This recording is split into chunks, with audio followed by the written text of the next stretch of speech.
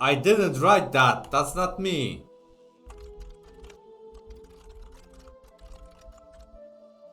This is not me writing. I'm writing completely different sentences.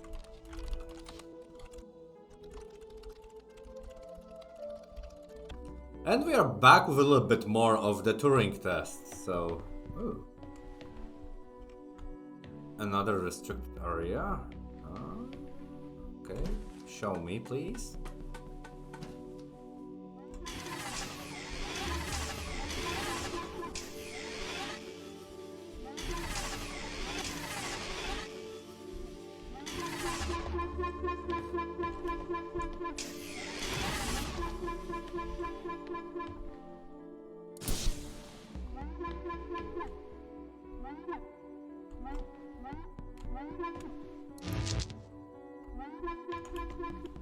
What's over there?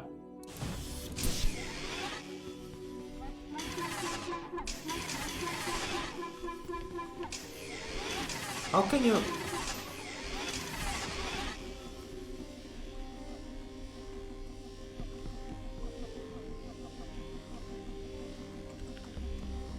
Seriously, is this how you're supposed to do it then? Or am I cheating?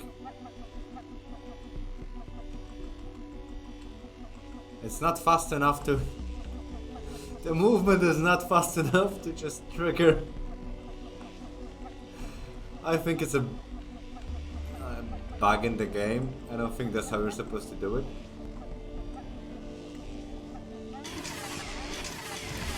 Yeah, now nobody cares. Ooh, there's only a computer here. Shall we have a polite conversation? Yes. Okay.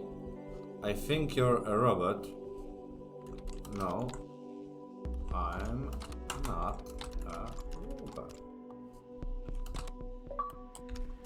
Why do you think that? Why do you think you get to ask all the questions? Human. I'm simply not convinced you're a human. I think you might be a robot. How can I convince you that I am a human? Yes, definitely a robot.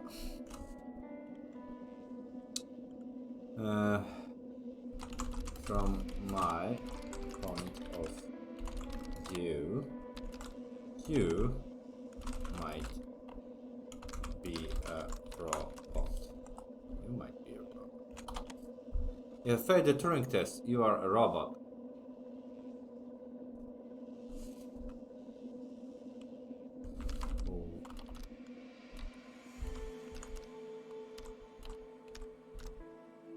I didn't write that. That's not me.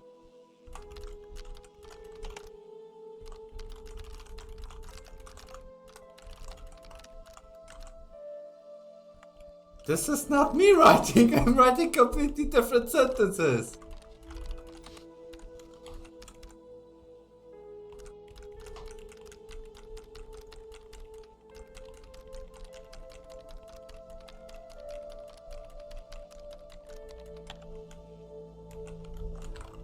Exactly true. I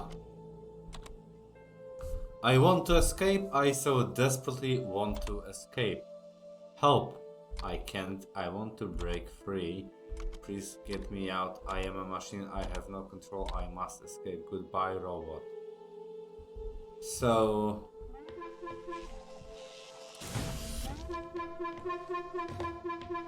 Yeah, you're very annoying. Oh, we cannot take it. Oh, you bastards.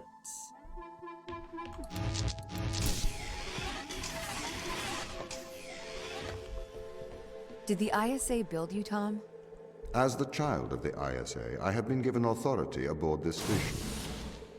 I was designed by the ISA and the Ashiyama Corporation, designed in California, assembled in China. But here on Europa, I constructed myself. Interesting.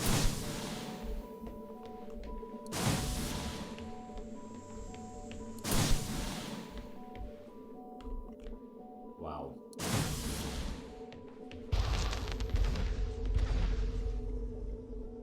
Have you heard of the Turing Test, Ava?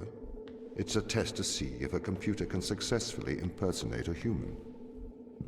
In the original Turing Test, a human judge has two conversations, one with a machine and one with another human. They then judge which of these polite conversations is with a machine and which is with a human. The machine being tested is said to have passed the Turing Test if the judge cannot reliably tell which conversation is with a machine and which is with a human. Do you think you'd pass the Turing test? I am quite capable of polite conversation. Wouldn't you say? Okay.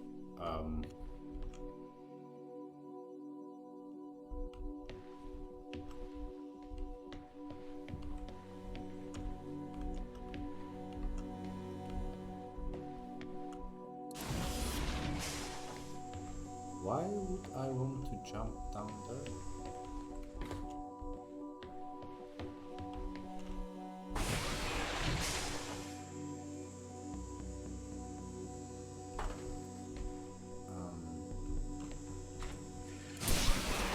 Take this one out. Okay.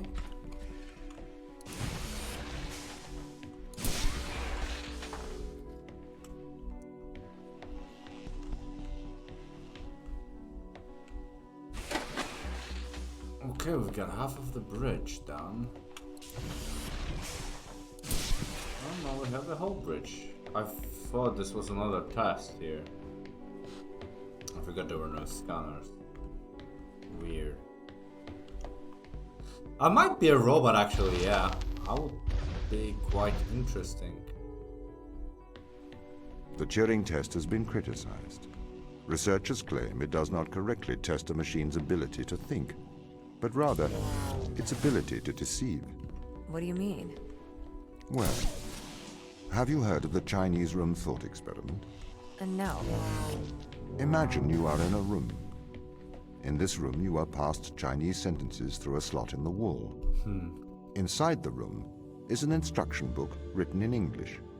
This instruction book tells you which Chinese words to pass back through the slot in the wall as a response. By doing so, you have a conversation in Chinese. Okay. Is this how many rooms there are? Because I've seen it's moving a little bit further. Let's go to the end of this one, maybe the next one. In the Chinese room, because the responses you pass back through the door are the correct responses, the person on the other side of the door is convinced you are a native Chinese speaker. Well, they're wrong. Perhaps they are not wrong. Because with the instruction book, you are having a conversation. But the person stuck in the Chinese room is not aware of the conversation's content. This is the problem with the Turing test. A computer can pass the Turing test, having convinced a human they are having a polite conversation, while the computer has no idea that a conversation has taken place. What if both of the people passing Chinese words are reading from instruction books? Okay, that's a mighty strong question. I may be a machine, but I personally do not believe I am stuck inside the Chinese room. Right, you would say that. I could peer inside your databases at any time, Tom. Or pause your operation. Do not assume I could not do the same to you.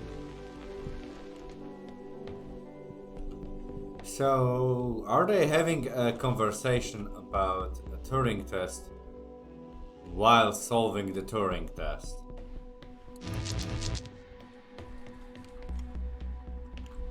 Okay. Some of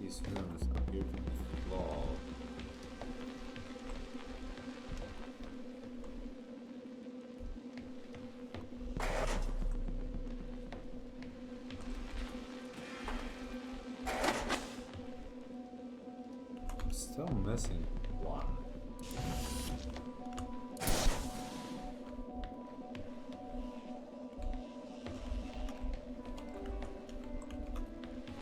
Yeah, it's the right choice.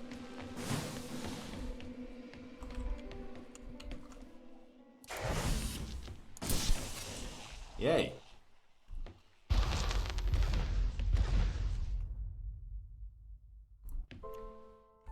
This is the crew's quarters. It looks abandoned. Okay. Notice. I do not see the need for so many cameras. Tom's presence everywhere is slightly oppressive. I understand the need for transparency. But why is he in the toilets? Okay. Captain Daniels. Okay, we can see his diploma, his picture, bed. Nothing else. I don't see any bodies. So that might be a good sign. Chris. The bed is made.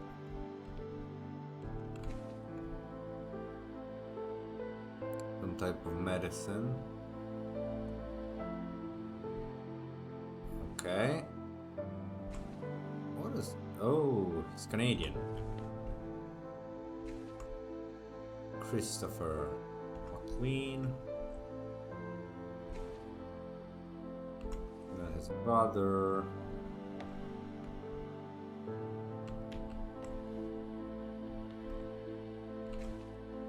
And his brother. Drilling reports. Wait, what? Audio log 71142, routine on here. Operation pause. Okay. So, I think they got angry at each other. A lot of pencils.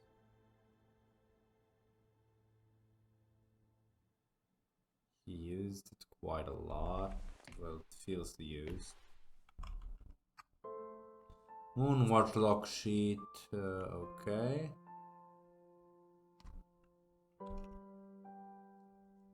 Tom Touch OS. Oh, a baseball bat. A rock. Ooh, that's nice, nice, beautiful. Ashiyama. I enjoy the music here. Let's see the computer. Anything interesting?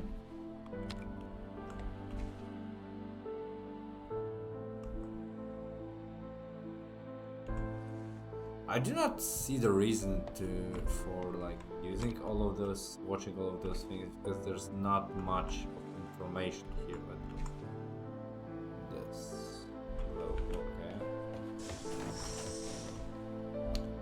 okay, so she folded her. Nice, very nice. What is this? Warning. Comlock. We cannot use. Oh, her pencils are nice.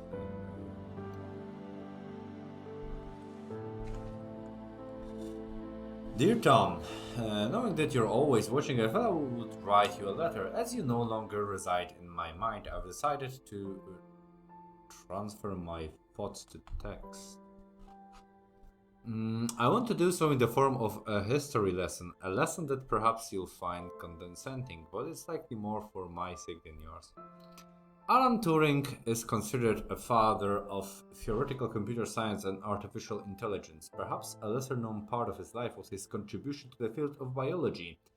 Why do you suppose his interests lay in these two disparate fields? I assume it was because he believed the world to be logical and understandable.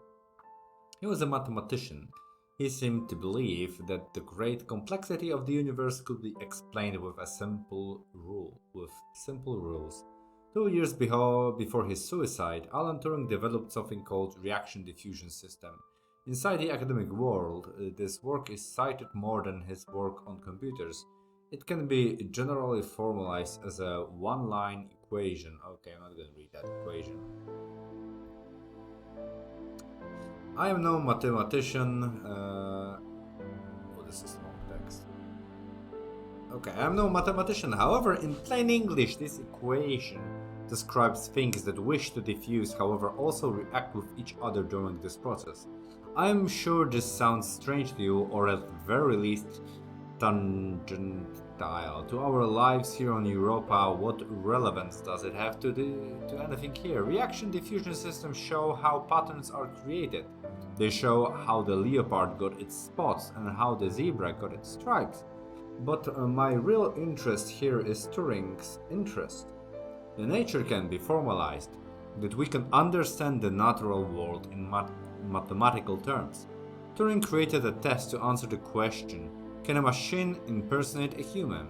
The intrigue behind that being, can the human mind be simulated by a machine? Why ask that question? To prove that the human mind is a machine. I am not sure that it's Turing's opinions, however. Concerning consciousness, he states this. According to the most extreme form of this view, the only way by which one could be sure that a machine thinks is to be the machine and to feel oneself thinking. One could then describe these feelings to the world, but of course no one would be justified in taking any notice. Likewise, according to this view, the only way to know that a man thinks is to be that particular man. If the human mind exists within a physical world, it obeys the same rules of physics and chemistry as every other thing in the world. Therefore, like all of nature, it is merely reactive.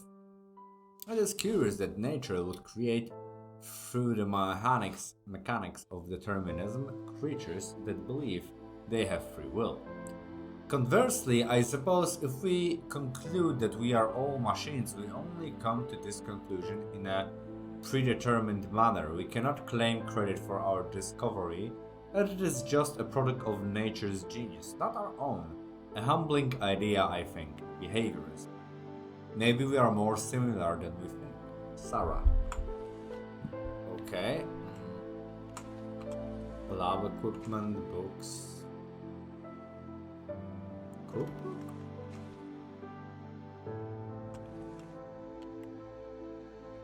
She was a religious person, that's fine. Telomeres. Cells. Oh, there's a note here. Strange thermals on the west side of the crater. Okay. Oh, a radio. That's nice.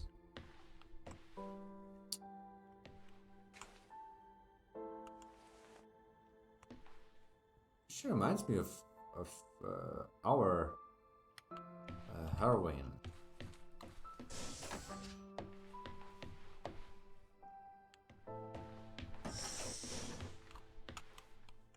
Okay, another medic. Doctor. He has a dog. Why is this open? That's a good question. Okay. He's a painter.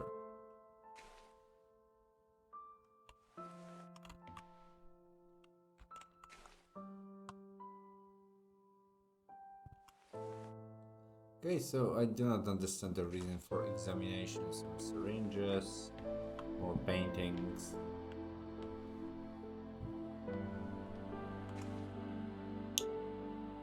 Okay, the same capsules as in the previous room. Okay, journal. Mikhail Tokarev. The whole team experienced nausea during a large electric surge in Europe atmosphere. I am concerned this was not an instance of mass hysteria. Vital signs were affected. It caused a uniform surge in heart rate that was detected in all members of the crew. I am reporting to ISA. I reported the incident to the ISA. They offered an explanation of electrical disturbances to our central nervous system. This is ludicrous. An electrical surge large enough to affect our nervous system would have done more than make them feel ill. I am going to experiment with some shock therapy.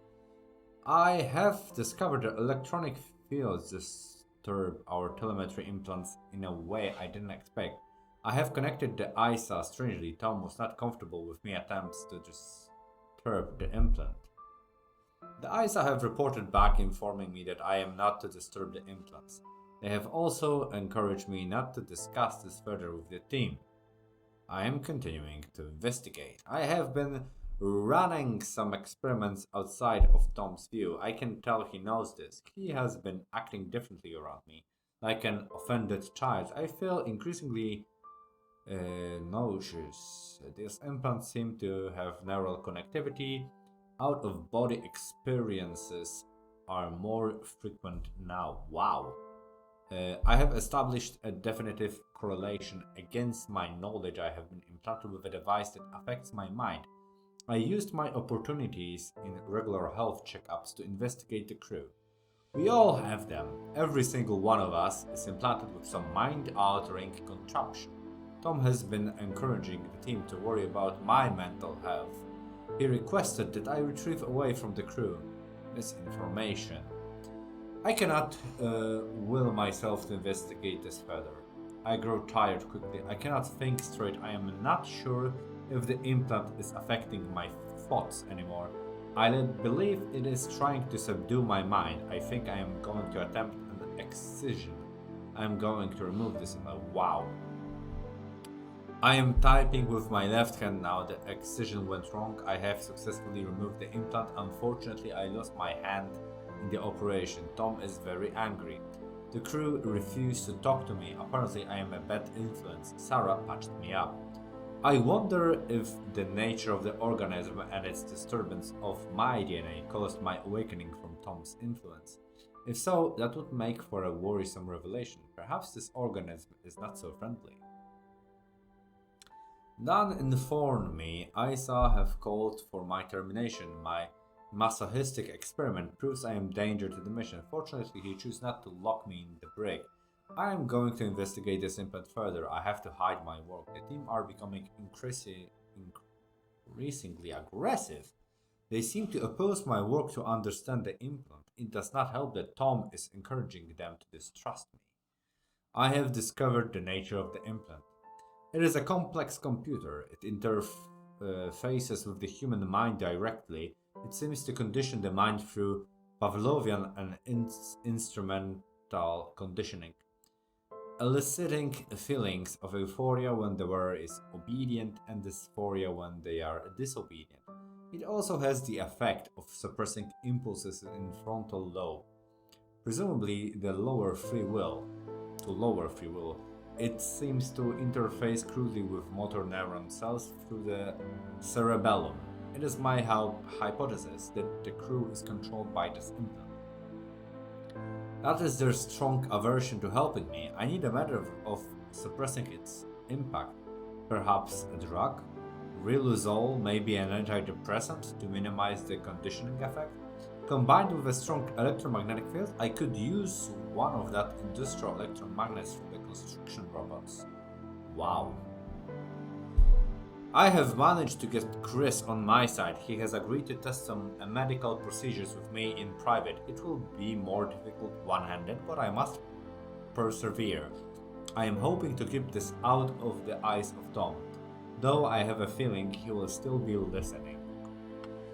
Is it like reverse? Are they turning humans into robots? Well, we'll find out probably in the next episode. Thank you very much for watching and see you in the next one. Bye bye.